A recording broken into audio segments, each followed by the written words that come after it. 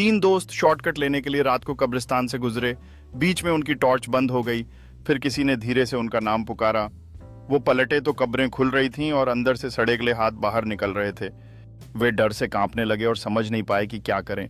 अचानक उनकी टॉर्च फिर से चमकी और उन्होंने देखा कि कब्रों के पास क्या हो रहा था। उन्होंने देखा कि सड़ेगले लोग धीरे धीरे बाहर निकल आ रहे थे, जैसे उन्हें लंबे अरसे से बाहर आने का इंतजार था। डर के मारे उन्होंने तुरंत भागने का फैसला किया। उनकी धड़कनें तेज हो गईं और वे कब्रिस्तान के गेट की ओर भागने लगे। पीछे से उन्हें सुनाई दे रहा था कि खोई हुई आत्माएं उनकी तरफ आ रही थीं। जब वे गेट के बाहर पहुंचे तो राहत की एक सांस ली, लेकिन पीछे मुड़कर देखा तो कब्रिस्तान में सब कुछ अचानक शांत हो गया था, जैसे कुछ भी नहीं हुआ। उन्होंने एक दूसरे से पूछा कि क्या ये सब सच में हुआ था या ये उनकी कल्पना थी।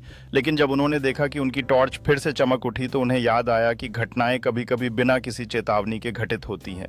वे सोचने लगे कि क्या उन्हें वापस जाना चाहिए और देखना चाहिए कि वहां सच में क्या हुआ था। पर डर उनके दिलों में गहराई से समाया हुआ था। नेहा ने नया पुराना शीशा खरीदा। हर रात उस शीशे में उसे कोई और लड़की दिखाई देती थी, बिल्कुल उसी की तरह।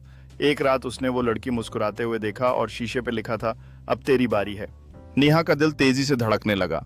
वह सोचने लगी कि क्या उसे उस लड़की की बात माननी चाहिए या फिर इससे दूर रहना बेहतर होगा। मन में उथल पुथल के बीच उसने शीशे की तरफ कदम बढ़ाया और अपनी पहचान का सामना करने का फैसला किया। जैसे ही नेहा ने शीशे की सतह को छुआ, उसे एक ठंडी लहर का एहसास हुआ।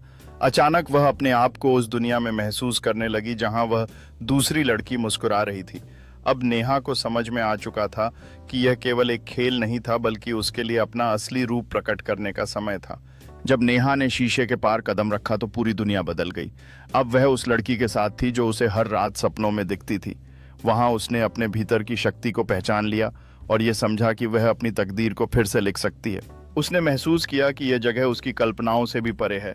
उसने अपने नए रूप को अपनाया और खुद को उन सीमाओं से मुक्त कर दिया जो उसे पहले रोकती थीं। अब नेहा जानती थी कि वह यहाँ केवल आनंद लेने नहीं आई, बल्कि एक नई शुरुआत के लिए तैयार है। अमित को अक्सर रात को सुनाई देता था कि कोई पुरानी लकड़ी की सीढ़ियां चढ़ रहा है। एक रात उसने हिम्मत करके देखा, पर वहां कोई नहीं था। अचानक उसने देखा सीढ़ियों पर उसके मरे हुए दादाजी की आत्मा बैठी मुस्कुरा रही थी। अमित के मन में डर और खुशी का मिश्रण था। उसने देखा कि दादाजी की आत्मा उसे कुछ बताने का प्रयास कर रही थी। दादाजी ने प्यार भरी आवाज में कहा, भतीजे, मैं हमेशा तुम्हारे साथ हूं, तुम्हें कभी अकेला नहीं छोड़ूंगा। अमित को यह महसूस हुआ कि दादाजी की उपस्थिति ने उसे साहस और प्रेरणा दी है।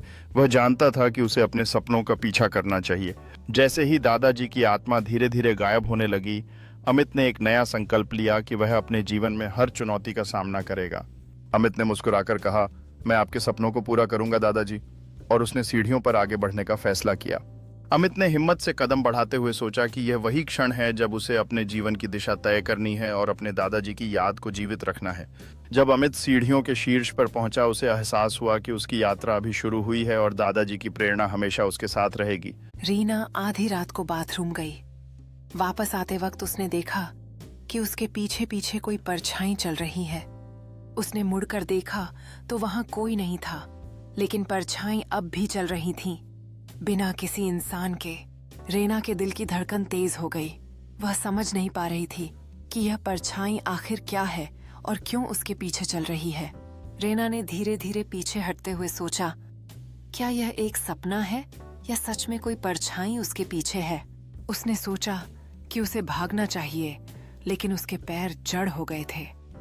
परछाई अभी भी उसे घेर रही थीं, जैसे वह उसे अपनी गिरफ्त में लेना चाहती हो। रीना ने अंततः भागने का फैसला किया।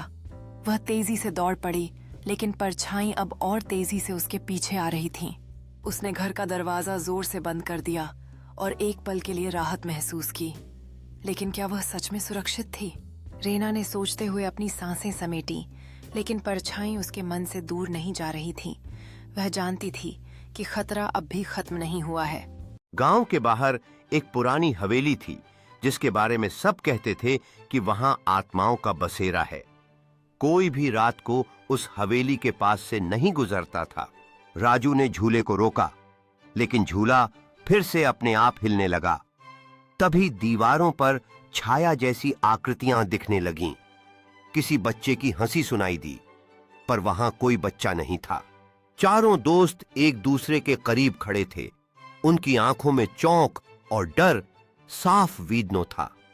अचानक एक बच्चे की आकृति हॉल के अंत में दिखाई दी, जो रहस्यमय रोशनी में घिरी हुई थी। राज और उसके दोस्त धीरे धीरे पीछे हट रहे थे। उनके चेहरे पर डर साफ दिख रहा था। अचानक उन्होंने देखा कि भूतिया बच्चा एक फीकी रंग की टेढ़ी बियर पकड़े हुए हैं। उसकी आंखों में उदासी और लॉन्गिंग थी। राज ने हिम्मत करके भूतिया बच्चे से बात करने की कोशिश की, जबकि उसके दोस्त आश्चर्यचकित होकर देख रहे थे। हवेली के अंदर का दृश्य डरावना था। वहां पुरानी फर्नीचर धूल में ढके हुए थे और दीवारों पर साए चलते दिखाई दे रहे थे।